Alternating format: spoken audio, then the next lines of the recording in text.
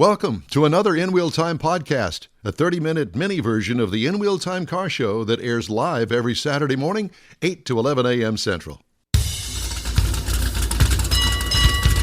It's your go-to place for entertaining car talk, the In Wheel Time Car Talk Show.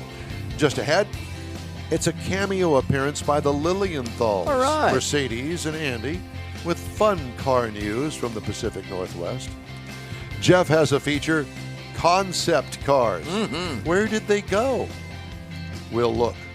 Plus, we'll have the stories making automotive news headlines along with Conrad's Car Clinic, all straight ahead on the In Wheel Time Car Talk Show. Howdy, along with Mike out of this world, Mars, King Conrad DeLong. We need more Jeff Dziekan. I'm Don Armstrong. Thanks for joining us today. It's going to be another hot one here in Houston. You bet. Hot, baby. Hot like sweaty. me. Yeah. Stinky. What, 97 today or something like that? Yeah, and Stupid. 85% humidity. Yeah. So come on down. You can sweat taking a cold shower. I know, but your skin looks beautiful. Your hair is a little moist. Yeah, well, there's that. We're waiting for the Lilienthals to punch in. They should be here momentarily. They usually are. And once they arrive, then we will be cutting to them out on the left coast. We assume that they are out there. That's where they normally live, but you never know where they'll be. Well, I got a little bit more information on the next generation Mustang if you want to I do, yeah. chat about it. Yeah, so we in an earlier segment of the show, we were talking about the Mustang and kind of disappointing the overall thing. I mean, they've changed Even the visuals of the car. Huh? Even the visuals of the car, people. But I mean, it's just what's cutting edge about it? What's different about it? What makes it nothing? I mean, they could have done that with just an update to the grill. Yeah. Didn't they make some changes to the motor or something? They were Well, the base motor now in a Mustang is the 2.3-liter EcoBoost engine. And it's got a dual fuel system, so it's got both gasoline direct injection and port fuel injected engine. So that four-cylinder has 8 fuel injectors on it. And it's got a twin scroll turbocharger. That's going to be the base engine. There is no longer, and I think it's like 330 horsepower. I was going to say it's pretty powerful. yeah. But there's no longer a V6 available. Good. The next step up is the 5-liter V8 in its fourth generation version of the Coyote, now sporting a dual throttle body intake system fed by opening on either side of the grille, giving it a cold air induction system. Ford isn't providing numbers for either engine yet, but the EcoBoost they're assuming is about 330 horsepower, and the Mustang, the Coyote V8, the guess is somewhere around 480 horsepower, which is going to be pretty fun to drive. Right. Transmissions are going to be a carryover with a standard 6-speed with auto rev match functionality from Getrag and Ford's 10-speed automatic. The two transmissions available. With the automatic cars, the Ford is offering a feature called Remote Rev. Just what you want is some kid with a hot rod Mustang and that empty, hollow exhaust system that so many of them have, and he can sit there with his key fob and rev the engine. Nice. Not. I tell you, I've seen two things recently that just blew my mind with the Mustangs. There was a late model Snow White GT Mustang came through town. I saw it 2 days ago with white spoke wheels on it. It was the ugliest thing I ever saw. The big 20s, you know. I mean, it was terrible. So it was a Looked like wagon a verge wheels. of a donk. Yeah, it was trying to be. And the other thing I It saw wasn't that so much. It was the color of the it was wheel. the white. Yeah, it just looked terrible. Yeah. And the other thing I saw that I was really disappointed in, he came up. My wife and I were in the car, and she saw it too. Said the same thing. Kid comes by us. Dark tinted windows, black Mustang, drop down, pretty new Mustang. And on the license plate, it said J. Wick. Okay, so you want to be cool, John Wick. But he had taken, the 3 taillight section, each one of the taillights, so it could have the sequential. He'd taken that out and put in one big round one in it. Oh, how odd is that? And it looked so ugly. And it was like What have you done? That's all he had. He didn't have triangle ones. He had the round ones. He had to put those in there. Yeah, that you bought at High-Low Auto Supply, Or for feed, a trailer or feed a truck. store from a farm. Yeah, it was bolt on. It was terrible. Or J.C. Whitney. And Ford is bringing the performance back as well on both the EcoBoost and the GT, and that's going to bring a strut tower brace, Torsen limited slip differential.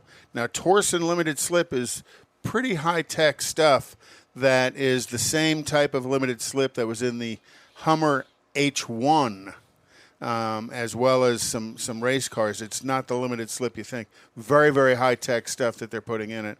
It's all computer controlled. No. It's all mechanical. It's worm gears and stuff. It's really pretty cool. Seriously? Yeah, it's really, really pretty high-tech. So they're bringing in the Torsen limited slip. They're going to stagger the tire sizes so you can't rotate your tires. Personally, I don't like that, but it's also going to have a bigger set of Brembo brakes with MagnaRide dampeners on it. Now, who are they buying MagnaRide from? I guess GM. It's the only one who they're the ones who have it licensed. So, and GM sells that MagnaRide now, I guess, to Ford as well as to Ferrari. Sure does work good. Oh, it does. And then on the GT, it's going to have the Brembo is going to have 6-piston Brembos up front and 4 pistons in the back.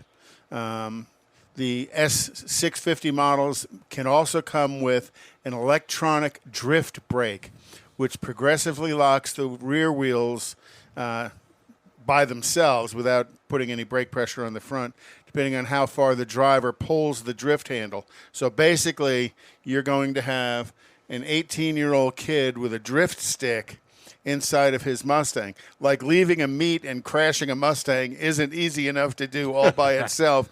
Now they're going to offer a drift stick. They're going to help you to start applying the brakes. It's just for help. I'd like to try that. That Mustang, I used to have one on my dune buggy. That Mustang that I was telling you about that John Gray has over at Gulf Coast Auto Shield. We had it this week. They're tinting the windows on it. Brand new with the carbon fiber wheels. It had Brembos on it.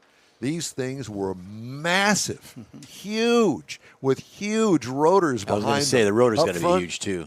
I have never seen a brake that big on any car. Drilled and slotted rotors? Oh, all of that, yeah. Yeah. Massive. And this is from the fact that this is a brand spanking new car. I'm going, wow, look at that. Well, you got to think that's probably pushing 600-plus horsepower. Oh, at least. With a set of tires that are going to grip. I think it's close to 700. Is it? Isn't Yeah, it? I don't know off the top of my head. Yeah, I wouldn't be surprised if it wasn't close to 700. So with massive tires that are going to grip, so you got to have a brake system that's going to work proportionate to it. Plus the cooling. I mean, obviously, if you're going to ride the brakes pretty hard and going to the corners, you're going to get them to cool down. Those carbon fiber wheels. I want those. and until you scratch, clip a curb. Yeah, clip a curb. Yeah, I'd break it. And I'm sure those wheels are, $2,000. Why would you even say that? If you least, got those wheels, you're going to stay away from curbs. You're going to be very, very conscious. Not when of you're those using wheels. your drift stick, Well, that's true, leaving a meat somewhere, and you just kind of rip the right side. This wheels was off not. of it. I don't think that this was the new Mustang because I don't think it's out yet. But it was it had been a 22 model. New enough. Wow, man, it was beautiful on the inside. I mean, just everything about it. I was impressed. Well, me personally, I like the look of the current generation Mustang. The new one, it looks like they tried to slick it up too much. I'm not real sure they did it. They tried right. they were gets trying to make narrower it different, but I think that they went the wrong way. Yes. Well, I agree. I think what they should have, me personally, what they should have done was they should have made like the change that happened in the 69 and 70 Shelbys, the way that front end kind of had a cove. I think that would have been a better design change than still keeping it look like a 68 and 69 Mustang Evolution. Yeah, because this to me, they narrowed that grill opening and stuff. It reminds me of what the Charger did. That whole front end just kind of. They kind of brought it down a lot smaller, and they also shrunk the back of it to make the taillights smaller. Well, the taillights are the ones that are in the Mach-E Mustang. Okay. So they put round ones. Okay. They put the It round looks ones like in them. there. I don't know whether they're interchangeable or not, but that's what's back there. I bet they are. Well, yeah. Well, it makes sense. You got a parts bin. Well, I guess. I just don't. There are some things that auto manufacturers do that puzzle me. Some of them are brilliant. Other ones, not so much. And other make you go, who should get fired for this? Because somebody should get fired. Well, it goes to committee. You can't, it's just not one guy Well, going not to do only it. that, but from what I have learned doing this for 20 years, it's like, okay, they go and they have basically they bring in people from the outside. Tell us what you think of that. So they have focus groups that basically give them an idea of what general public would like or not like. And they go out and they buy competitive cars and disassemble those to see what features they like of those that they might want to add onto their next car. Yeah. You know? I some of the things that they do that you don't understand. Why would you override what people really want and do it your way, and you think that your way is better, and then they wind up falling flat on their face, and they don't sell any, that it doesn't resonate with the people. Went to Detroit one time, and Chevrolet, their new trucks that particular year, went to this big movie studio. They had bleachers set up, had it blocked off for the international press, and all this stuff. And so they're making this big deal, and they open up the curtain, and here's these two trucks. And everybody's going, Okay. nothing. And that, but that's when they put the step bumper in. That was their big claim to fame on that truck, because they knew what their customers wanted, and this is the truck their customers wanted. It looked just like the year before. But it had a step. But it had the step bumper that they took off the Avalanche and put in there. So, we've talked about this in the past. Ford is ending a job relationship with a little over 3,000 employees as they're transitioning to EVs. And that's been in the media quite a bit. Well, the most recent piece is Ford is increasing the size of the salaried workforce as they're transitioning to EVs. Well, imagine that. Golly. Which was my biggest pet peeve with General Motors is every time they would trim the workforce, they would trim the workforce in the people who are facing the customer and dealing with the customer on a day-to-day basis, while they would keep all of those people who made those decisions would all get raises and promotions and stuff, and they didn't really face the customer. Well, Ford is also shuffling. I didn't even print the story because nobody would really care, but they're shuffling a lot of high executives at Ford. They just announced that this week. Some of them being let go. Others are moving around to different positions. They're trying to position themselves, and I understand this, for the electric thing and trying to get all of the ducks in a row with that. But then they go out and then they buy a huge, what was it that they bought? A huge chunk of land. Was it, I think I sent you a link to it. It was the old American Motors building in Detroit and all the property that goes around it.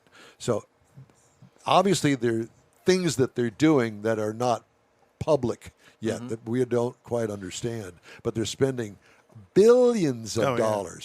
Billions. And some of the spending, whether it's General Motors, Stellantis, Ford, Toyota, Honda, they're spending billions of dollars on battery technology. Yes, and plants. And plants to produce these new batteries. The problem with it is all of those special metals that go in those batteries, strip mining. They're not produced here in the United States. They're produced elsewhere. Remember, we had the guy on with cobalt. With the mining company in Spain. And he was complaining about how the Chinese have been buying up all of these mines elsewhere around the world, in Africa and stuff, to mine all of those special metals needed for batteries. Well, the Chinese did it again. Yeah.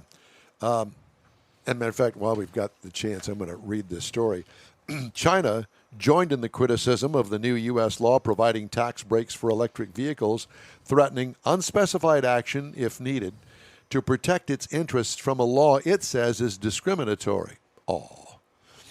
The clause in the Inflation Reduction Act ruling out Which tax... doesn't reduce inflation, by the way.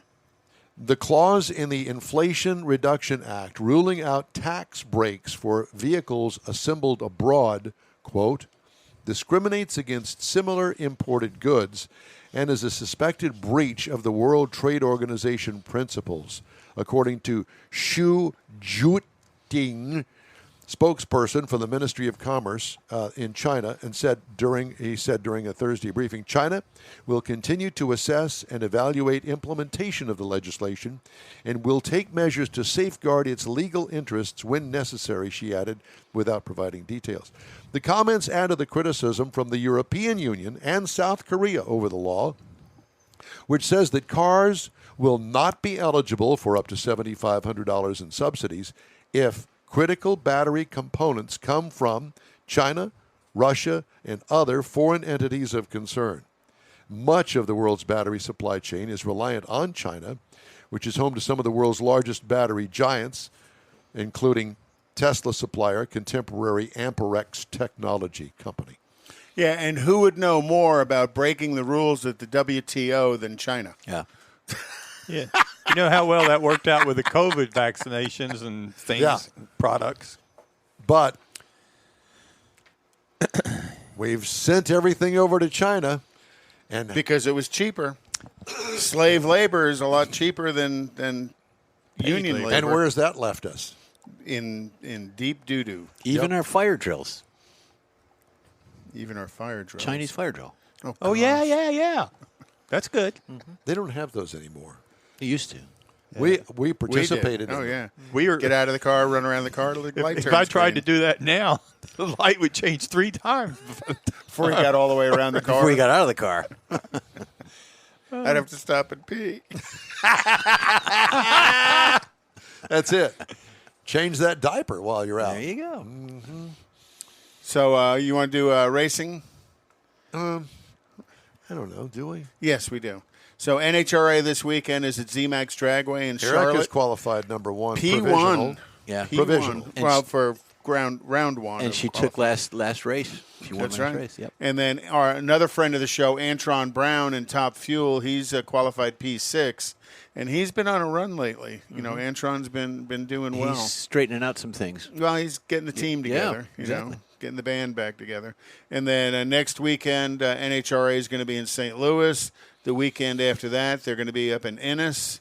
And then the finale is October 27th through the 30th in Las Vegas. NASCAR tonight, not tonight. NASCAR is in Texas this weekend, and then on the 2nd they're going to be in Talladega. On the 9th they're going to be in Charlotte.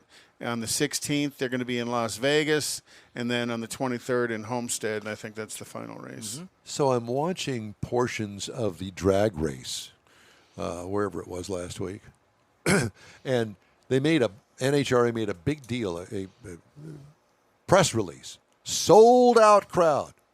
Are you kidding me? Where were they? May have sold every seat, but the people weren't in the seats. In the seats, it was on clearly Sunday, and that is a big thing that seems to be inching its way through every racetrack. Motorsports. Yeah, NASCAR. Oh, big race here at ZMAX or wherever it is. No. Well, there's nobody there. You know, Texas World Speedway. Generally, I mean, when I was going back, back in the 2014 range. Well, no, I guess 2090s and 2000s. The grandstand on the back straight was full of people. They don't even open that anymore. Everything's all on the front grandstand. And it's a small section by and the they don't fill start it. finish They don't line. fill it in Yeah. anymore either. So they're losing, and that's revenue. I believe that's revenue to the track, not revenue to NASCAR. I think NASCAR's revenue is all driven off of TV and stuff, but the track and the promoter, they're not getting the turnout that they want. Part of it's probably because the tickets are $100 a piece. Well, that and the format and the egos and the jerkwads that are on there today.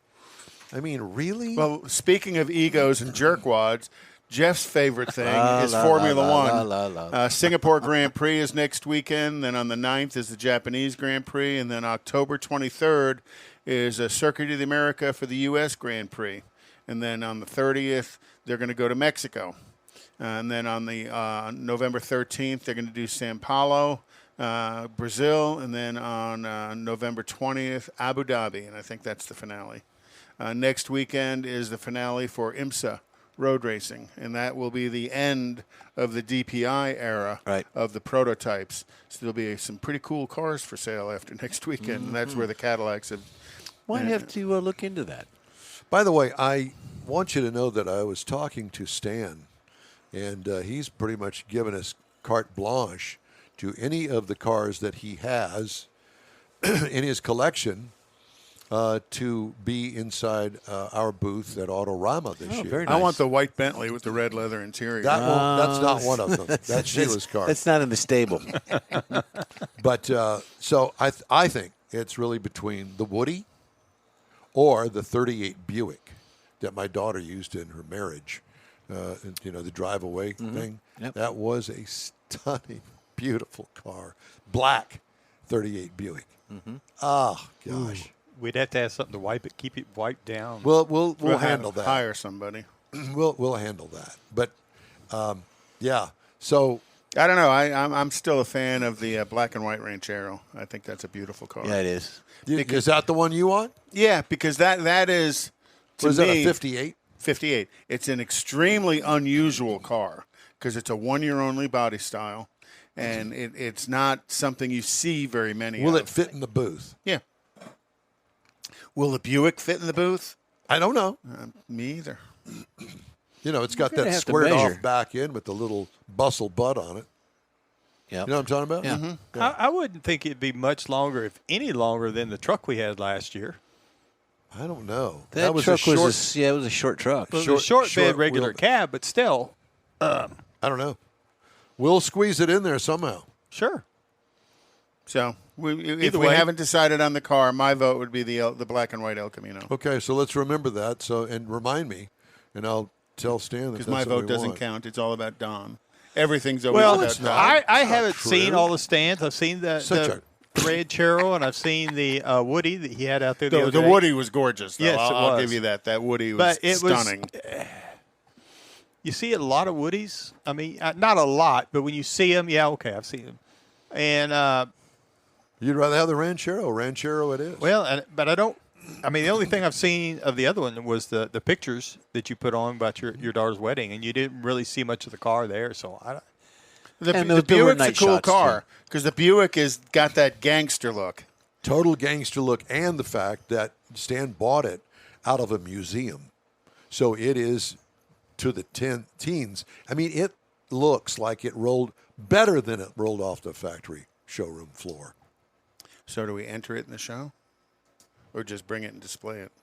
Because didn't we enter the truck last Yeah. year? yeah, Dwayne won the truck. Dwayne won. We just had him in our. Well, I think that would be a good. I don't know. I haven't seen the Ranchero, but knowing Stan, it's probably perfect. And will Dwayne be at Woody's this year? I don't know. Well, that's where we Yeah, I connected know. with That's him where we last connected year. to. So we may bump into him. Yeah. Let's do Jeff's concept cars. Okay. And let me just say this about that. Back before I got into all of this, and what was it, 2000? Somewhere around there, 99, 2000. I was always a car guy, and I always went to the new car show, the Houston Auto Show, as it were. And I followed that thing around since its inception at the Astro Hall. Remember those days? That was way back when. And there was always a concept, several concept cars From different from manufacturers. the big manufacturers, basically the Detroit Three. And some of them, they had a couple of concept cars. You never see a concept car anymore, ever. Well, you're going to see some here, and these are If the you new see versions. anything now, the last time I've seen any, it was at the Detroit Auto Show, pre-COVID. But what it wasn't like a concept car like what we grew up. It was like, okay, we're thinking about building this, and if we get the right reaction, we build it. Concept cars, used to be like dream cars, and it Yeah, just, like Motorama. kind of yes, stuff. yes, yes. Correct. But the ones they do now, if they do them, is basically a precursor to a production And car. there's your lead in, There are a Jeffrey. bunch out there. I just selected a few, the ones that tickled my fancy. Conrad, I'm going to let you do this. All you have to do is push this button here. Okay, You go. gotta do the space Go. bar. So what we see, this is a Suzuki, and it's called a Hanare, Hanare. Ever wanted to own a home on wheels that drove itself? Well, Suzuki has designed one. The word Hanare means detached cottage in Japanese. and that's not it. You went too I- fast, but that's well. okay. It's autonomous, and it's a little bit different. No steering wheel. There's no driver's seat, and it has a interior like a living room that you can adjust the furniture in. Now, it attracted me to that vehicle like a moth to light or to Conrad to an Oldsmobile. So it Well, because you're a minivan guy, Yeah. and a station wagon guy. Right. So, and then the next one is a Hyundai Vision T plug-in. The T is a slightly bigger hybrid version that could lean toward the Hyundai Tucson. Not much has been revealed in terms of specs for the concept. Hyundai showcased this particular concept vehicle to show where the company is headed in its future. Some nifty aesthetics, including fancy light sequence with very large but intriguing wheels. The next one is an Aston Martin Lagonda. It's an all-terrain. Spell that, Mike. Lagonda. Laganda, You got it. which is a name of their past. Right. Lagonda, it's estimated to hit the markets in 2022, but for now it's still a concept, so good luck finding it. They all look the same. These are all SUVs that, just like everything else, they all look the same. And the other thread of this is they're all electric. SUV stands for suppository Okay, whatever. vehicle, utility vehicle, because they all slip through the air. The luxury crossover just meant for the posh and Uterine premier, but those who like it, it's edgy and on the wild side. Me or you? The exterior design looks something like you'll find on the set of Alien and Predator. The protruding backside and the inside is the minimalistic. The Lagonda. Did you read this before I did. I'm just trying to hurry. Why? He just can't read it now. No, he tried to avoid Lagonda, no matter side what shape this conversation. vehicle takes, it's only in the electric brand. 300 miles. That's all you get out of it, Mike. So you wouldn't be able to do that. Looks like one of a moon rover or something. Yep. And the next, Yeah, see, I knew it. Is the Genesis Essentia. Now, I like that. It's a sports car made classy. It needs to be orange. It is also electric. It's a good-looking sports car. The concept is complete. The driver in the world around it, inside is so conceptual. There's really no pictures of it at all. so Sleek. you have to have You gotta your kinda own dream concept of about what it. it is inside. What is that? What's the emblem on the hood? But whatever. It's a Genesis. Oh, that's a Genesis. Oh. Yeah, and the last one the is shaking a hand. Honda Sports EV, beautifully crafted. It's the Sports EV. There's also a Honda E, which sort of looks like the Mustang that Mike was talking about earlier with the round lights. Though the original concept of this vehicle had a deep hood design, Honda is expecting to make small space, shallow compartment to carry a bit more in the passenger side of it, not necessarily. It looks on like a the- Mustang. Yeah. It kind of looks like a cross between the old Toyota S2000 and a Mustang. It's only going to be available in Europe and Asia. Good. That's where they need Good to place keep it. for The it. In Wheel Time Car Talk Show streams on the Yeah. iHeart app, Facebook, YouTube, and InWheelTime.com. Podcasts are available from your favorite podcast channel. In Wheel Time Car Talk Show continues after this quick break. Starting to work on your Christmas calendar? Be sure to add the next Tailpipes and Tacos Cruise In Saturday, December 17th. You'll want to attend Tailpipes and Tacos Christmas Edition at the Loopy Tortilla in Katy, 8 to 11 a.m. It's the only place cruisers compete for Loopy's Chili Pepper trophies and other prizes. There's no charge to enter your vehicle for Best Hot Rod, Best Classic, or Best Modern Classic. Tailpipes and Tacos is Houston's coolest and most unique cruise-in and is your opportunity to see the best hot rods, show cars, classics, and resto mods. And get Loopy Tortilla breakfast tacos with adult beverages. There's no entry fee and cars will automatically compete for those much sought-after custom Loopy trophies and other prizes. It happens at the Loopy Tortilla Tex-Mex in Katy on the Grand Parkway at Kingsland Boulevard, just south of I-10. It's the Tailpipes and Tacos Christmas Edition, Saturday, December 17th. The In Wheel Time Car Talk Show will be there too. Celebrate the Christmas season with friends and family at Tailpipes and Tacos. Saturday morning, December 17th, 8 to 11. We'll see you then, weather permitting. Gulf Coast Auto Shield is having a car social. Saturday, October 15th, 9 to noon. It's a cruise-in like no other. Expect Ferraris, Lamborghinis, Porsches, Corvettes, and Shelby Mustangs. Get social at this first ever event. You'll also see Gulf Coast Auto Shield's private workshop. Questions are welcomed. Gulf Coast Auto Shield is easy to get to at 11275 South Sam Houston Tollway near West Airport Boulevard, just south of the Southwest Freeway. Car Social takes place Saturday, October 15th, 9 to noon. Tell your friends, bring your car, and enjoy this rare opportunity to see Houston's finest rides.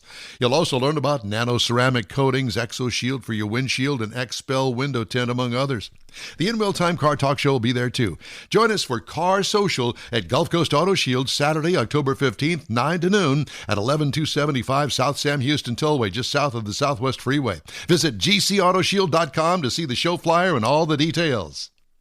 That's it for this podcast episode of the In Real Time Car Show. I'm Don Armstrong, inviting you to join us for our live show every Saturday morning, 8 to 11 a.m. Central on Facebook, YouTube, Twitch, and our InRealTime.com website.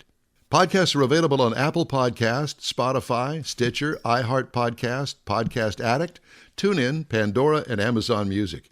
Keep listening, and we'll see you soon.